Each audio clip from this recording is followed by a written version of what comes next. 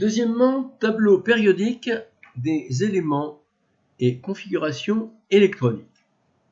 Alors, au cycle 4, on vous a parlé du tableau périodique des éléments chimiques, sans doute. Eh bien, la répartition des atomes dans le tableau périodique est directement liée à la répartition des électrons sur les sous-couches électroniques de ces atomes, c'est-à-dire directement liée à la configuration électronique des atomes. Et c'est ce que nous allons essayer d'éclairer dans ce qui suit. Alors, classification des éléments chimiques. Essayons de rappeler un petit peu, faire un petit historique. En 1869, le chimiste russe Dmitri Mendeleïev, que vous voyez ci-contre, crée une classification des éléments chimiques connue à l'époque, et cette classification a été faite par famille, c'est-à-dire par des groupes d'éléments ayant des propriétés chimiques similaires. Alors à l'époque de Mendeleïev, on ne connaissait qu'une soixantaine d'éléments chimiques. Actuellement, on en connaît 118 et voici une version actuelle du tableau périodique, pas tout à fait complète. La voici, tableau périodique des éléments chimiques, version actuelle. Alors, voici donc une version pas tout à fait complète, il y a moins de 118 éléments dans ce tableau. On peut classer les éléments chimiques soit par colonne, soit par ligne. Alors par exemple, si je prends cette colonne-là, ici, eh bien, cette colonne, on va l'appeler une famille. Alors, on verra qu'une famille, c'est un ensemble d'éléments chimiques ayant les propriétés chimiques similaires. C'est le cas, par exemple, de cette famille où l'on a l'oxygène à sa tête. On peut aussi classifier les éléments suivant des lignes. Alors regardons par exemple, ici, alors évidemment, je rappelle qu'ici il y a 18 colonnes dans ce tableau. Si l'on regarde maintenant les lignes, la ligne 3 par exemple, cette ligne est appelée période. Et le nombre de lignes est égal à 7. Autrement dit, ce qu'il faut retenir, c'est pas grand-chose, c'est que le tableau périodique actuel est constitué de 18 colonnes ou familles et de 7 lignes ou périodes. Alors, tableau périodique simplifié pour la classe de seconde. Alors voilà ce qu'on a fait. On a pris le tableau périodique tel qu'il était, et on a enlevé les lignes du dessous, c'est-à-dire à partir de la 4e jusqu'à la 7e, on les a éliminées. Donc nous avons 2 portions avec un vide entre. Ce qu'on va faire, on va racoler les bouts et on va obtenir ce tableau-là qui est un tableau périodique simplifié pour la classe de seconde. Vous voyez que le raccord est ici entre ces 2 bouts de tableau. Voilà. Alors, le tableau simplifié ne prend pas en compte les colonnes de 3 à 12. Vous voyez qu'ici il y a 1, 2 et on saute directement à 13. Donc les colonnes de 3 à 12 qui sont vides pour les 3 premières lignes n'apparaissent pas. Alors, nous faisons apparaître ici les numéros atomiques 1, 2, 3 jusqu'à 18 des différents éléments qui constituent ce tableau simplifié. Si l'on on balaye ligne par ligne, on voit très bien que lorsqu'on passe de H à HE, on passe de 1 à 2, c'est-à-dire qu'on augmente en numéros atomiques. Lorsqu'on passe de 3 à 10, on augmente encore. Puis de 11 à 18, on augmente encore. Autrement dit, on voit très bien que si l'on balaye ligne par ligne ce tableau simplifié, on va dans le sens des Z croissants. Et c'est ce qu'il faut un peu retenir dans le tableau périodique les éléments chimiques sont rangés par numéro atomique croissant. Alors, il y a un lien entre le tableau périodique et la configuration électronique de valence d'un élément chimique, d'un atome. Alors, regardons un petit peu ce lien, essayons d'analyser un petit peu ce lien. Reproduisons ce tableau ici, et nous voyons, nous allons donc retenir une certaine propriété qui est importante, c'est que les atomes d'une ligne, première ligne, deuxième ligne, troisième ligne, ou période de numéro petit n, 1, 2, 3 pour le tableau simplifié, ont une couche de valence, ont pour couche de valence la couche petit n. Alors, par exemple, si je prends l'atome de bore se trouve dans la ligne 2. Donc, ça veut dire que la couche de valence de l'atome de bore, c'est la couche n égale à 2. Si je prends l'hélium, qui est sur la ligne n égale à 1 du tableau simplifié, eh bien, sa couche électronique de valence, c'est n égale à 1. Si je prends le silicium, qui se trouve sur la troisième ligne, eh bien, le silicium a pour couche de valence la couche n égale à 3. Alors, regardons un petit peu maintenant l'ensemble de ce tableau. Vous voyez qu'il y a deux blocs. Alors, un premier bloc que l'on va appeler le bloc S, c'est-à-dire qui correspond au remplissage uniquement des sous-couches S. Alors ça, on va s'en servir tout à l'heure. Et puis un deuxième bloc ici, voilà, que l'on va appeler le bloc P. Alors bloc P, pourquoi? Parce qu'il correspond au remplissage des sous-couches P. Alors il y a une exception, c'est l'hélium. Exception, l'hélium, le symbole grand HE. HE correspond à la fin du remplissage de la couche 1S, et pourtant il est dans le bloc P. C'est la seule exception, tous les autres correspondront au remplissage des sous-couches P. Nous éclairerons cela un peu plus tard. Alors vous voyez que donc l'hélium finalement c'est un élément à part dans ce bloc. Il se trouve dans le bloc P. Pourquoi? Parce qu'il possède des propriétés analogues aux éléments qui se trouvent dans la même colonne en dessous, c'est-à-dire le néon et l'argon. Voilà, c'est pour ça qu'on l'a placé dans le groupe, dans le bloc P. Alors, un petit exercice d'application important pour mettre justement en évidence le rapport entre les positions des atomes dans dans le tableau périodique et la configuration électronique, avec toutes les notions que l'on a apprises précédemment. Alors voilà un petit exercice.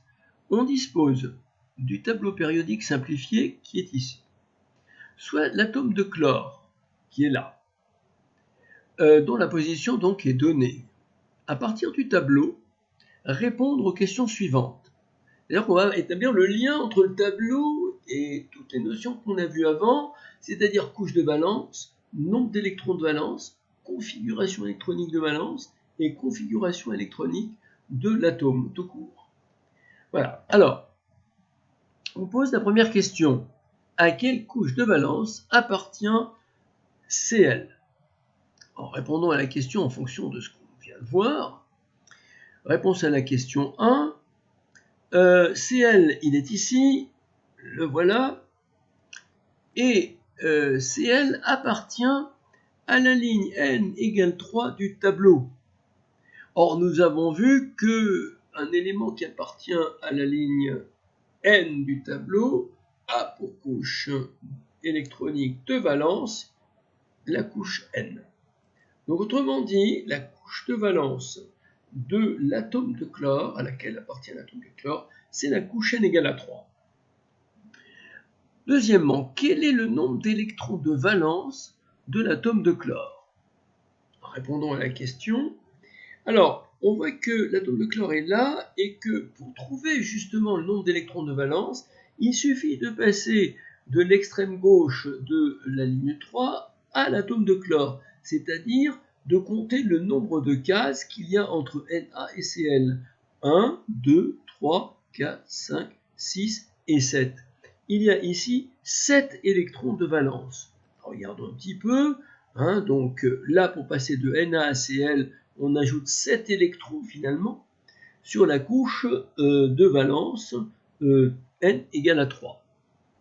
Donc, pour passer de Na à Cl, 7 électrons sur la couche N égale à 3, au final, eh bien, Cl a 7 électrons de valence.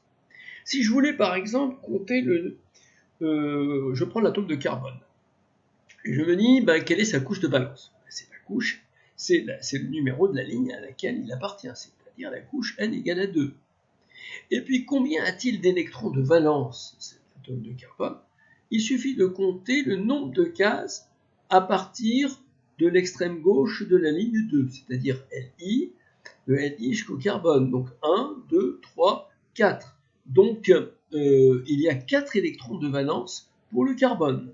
Si je me place, je regarde l'élément hélium. Combien d'électrons quelle est la couche de valence? La couche de valence, c'est évidemment N égale à 1. Et combien d'électrons de valence? Eh bien, il y en a 2. 1, 2. D'accord? Voilà un petit peu. C'est pas spécifique à l'atome de chlore. L'atome de chlore a été érigé en exemple, mais on peut appliquer ça à tous les autres éléments chimiques du tableau. Alors, la question 3. Écrire la configuration électronique de valence de l'atome de chlore. Configuration électronique de valence de l'atome de chlore. Donc, réponse à la question 3. Ici, la répartition, on va se poser la question, comment va-t-on répartir les 7 électrons de valence de l'atome de chlore entre les sous-couches? On regarde un petit peu. Là, on va faire apparaître les blocs. Bloc S ici et bloc P ici. Et ça va nous aider pour trouver la configuration électronique de valence de l'atome. Alors pour arriver de Na jusqu'à Cl, on passe d'abord de Na à Mg et là on est obligé de rajouter des électrons sur la couche 3s. Vous voyez ici de Na à Mg, on rajoute 2 électrons sur la couche 3s. Ça veut dire que finalement on aura une portion de configuration du type 3s2, puisqu'on aura placé 2 électrons sur la couche 3s. Ensuite, eh bien, on va rajouter un certain nombre d'électrons de Al jusqu'à Cl. Vous voyez, donc on va en rajouter combien? 1, 2, 3, 4, 5. 5 électrons. Et là, puisqu'on se trouve dans le bloc P, ça sera sur la couche 3P, puisqu'on est sur la troisième ligne, sur la couche de valence 3. Donc on va rajouter 5 électrons sur la couche 3P. On aura donc ici 3P5. Alors, au final, la couche électronique de valence sera constituée de deux sous-couches, 3s et 3p, avec 2 électrons sur la sous-couche S et 5 électrons sur la sous-couche P. Donc, la configuration électronique de valence de l'atome de chlore, ça sera 3s2, 3p5. On peut prendre tout autre élément, par exemple, si on prend l'azote.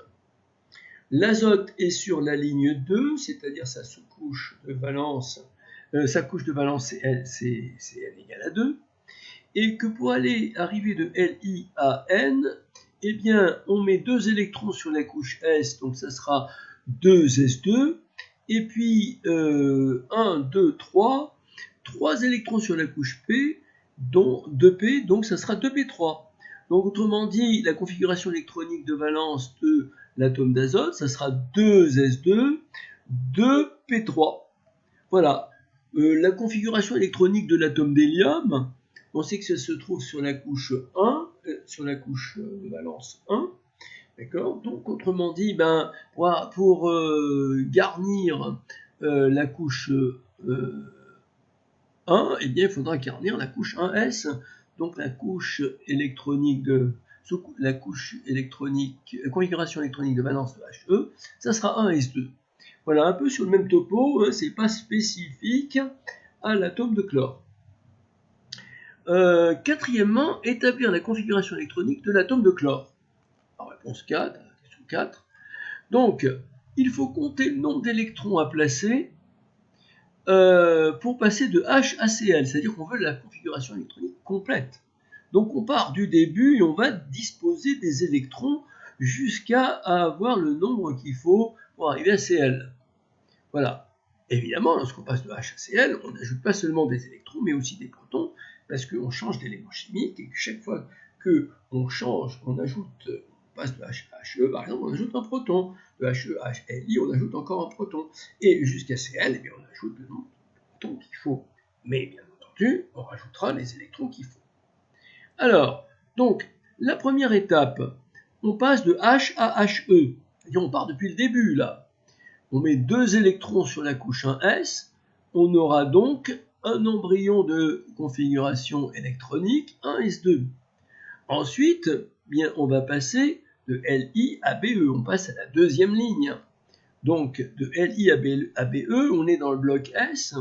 Donc, on va ajouter 2 électrons sur la sous-couche 2s. Bien sûr, puisqu'on est à la ligne 2, c'est la sous-couche 2s. Et on aura donc 2 S2. Voilà donc une autre partie de la configuration électronique. Ensuite, on va passer de B à Ne. Donc pour cela, on va rajouter 1, 2, 3, 4, 5, 6 électrons sur la sous-couche 2P, puisqu'on se trouve dans le bloc 2P. Et on aura encore un autre bout de configuration électronique de l'atome de chlore, 2P6. Alors, c'est pas fini, mais évidemment, il va falloir passer à la dernière ligne pour arriver jusqu'au chlore, et c'est ce qu'on a fait tout à l'heure. C'est-à-dire, de Na à Cl, on va remplir la couche de valence jusqu'à Cl. Et on rappelle qu'on avait trouvé 3s2, 3p5. 3s2, 3p5. Au final, on va rassembler tout ça et on va obtenir la configuration électronique de l'atome de chlore. Vous voyez qu'on l'a pas obtenu à partir de Z, mais on l'a obtenu à partir de la structure même du tableau périodique. Donc au final, eh bien, on va avoir donc un S2 ici, puis 2 S2, 2P6, voilà, puis 3 S2, 3P5. Voilà, vous voyez donc que le tableau périodique est extrêmement commode pour pouvoir établir des configurations électroniques, soit de valence, soit des configurations électroniques complètes. Alors, quel est le lien entre une colonne maintenant du tableau périodique et le nombre d'électrons de valence? Ça, c'est très important.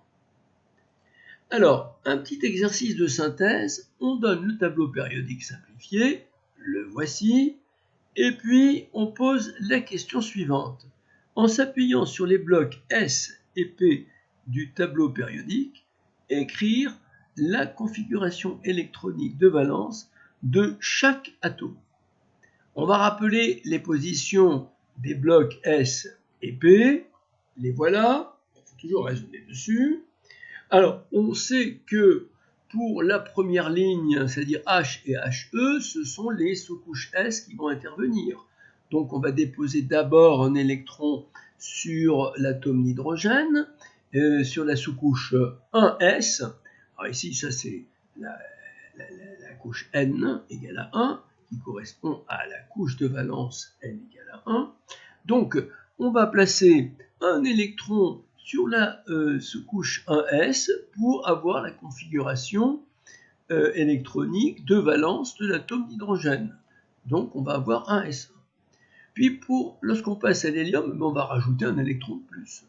Donc ça fera ici un S2 pour la configuration électronique de valence de l'hélium.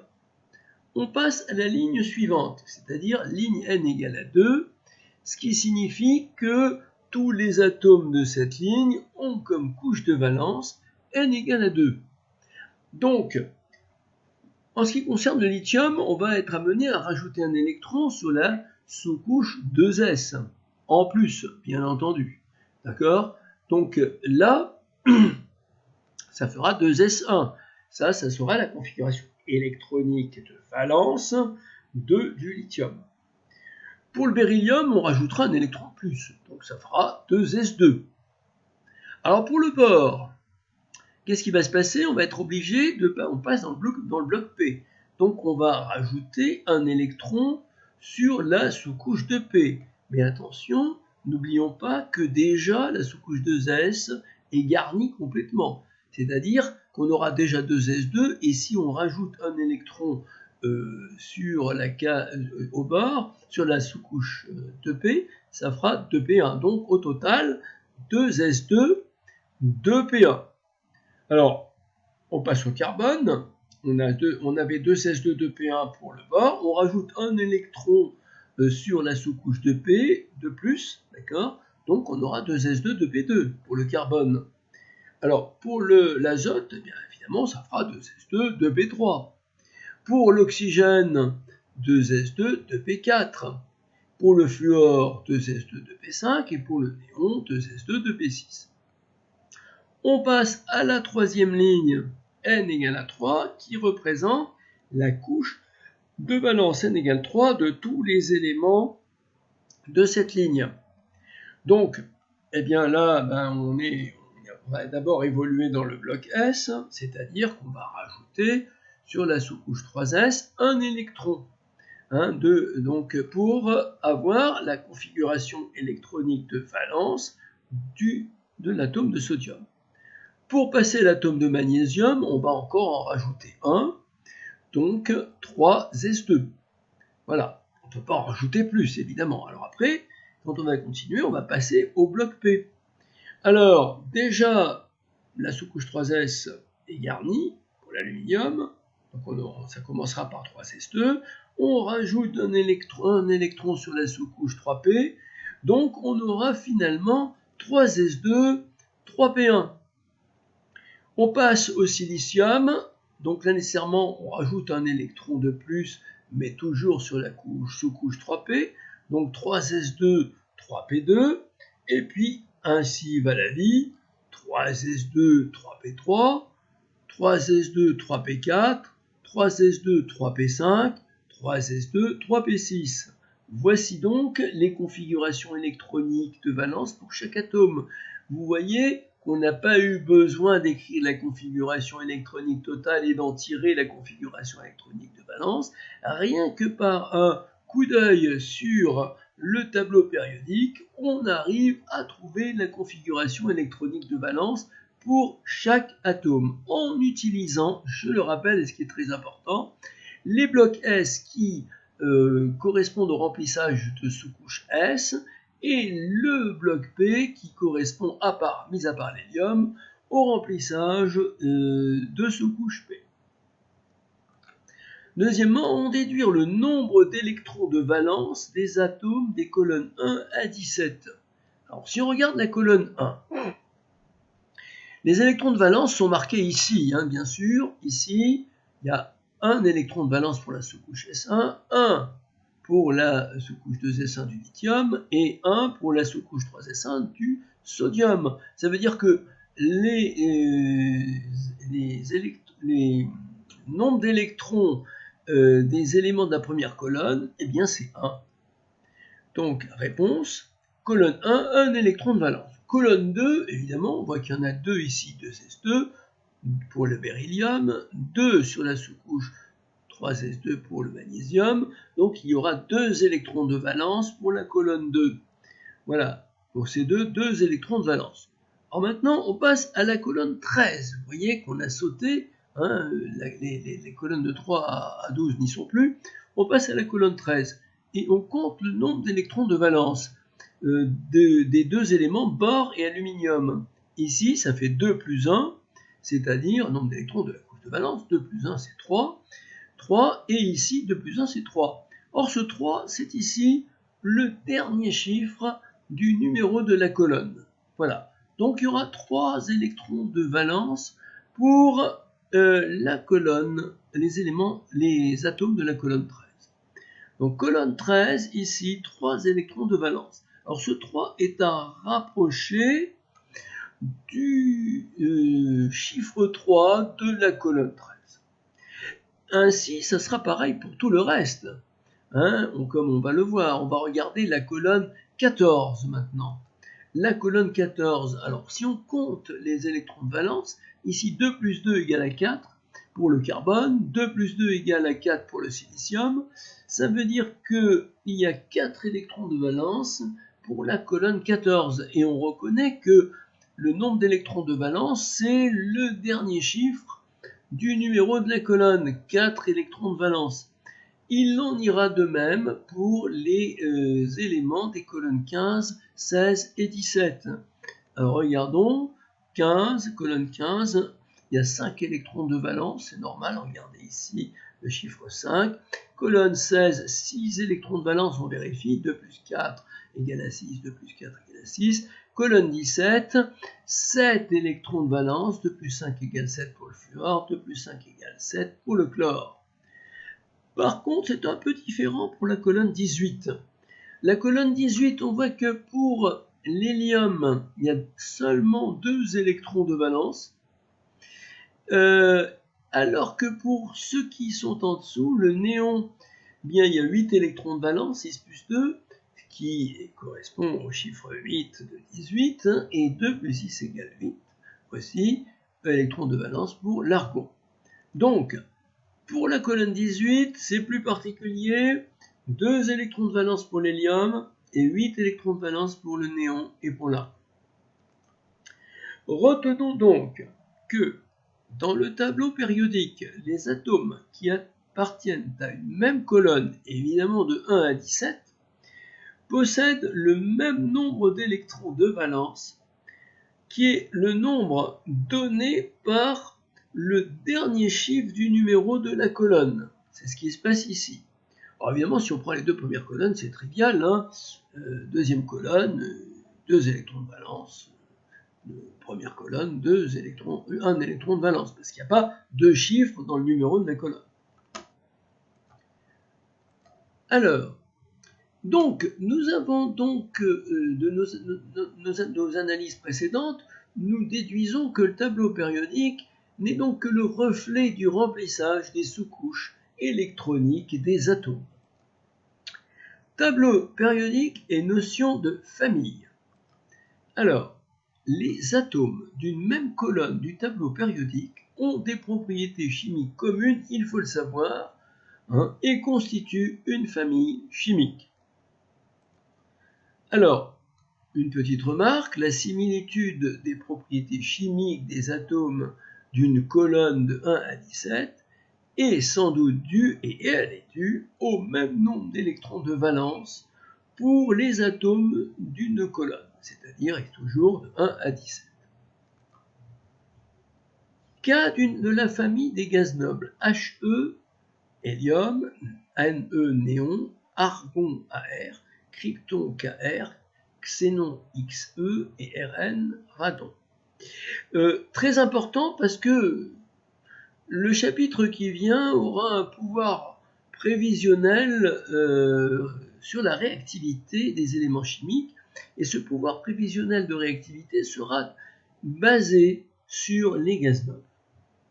Alors rappelons un petit peu les éléments de la 18e colonne du tableau simplifié, c'est-à-dire l'hélium, le néon et l'argon.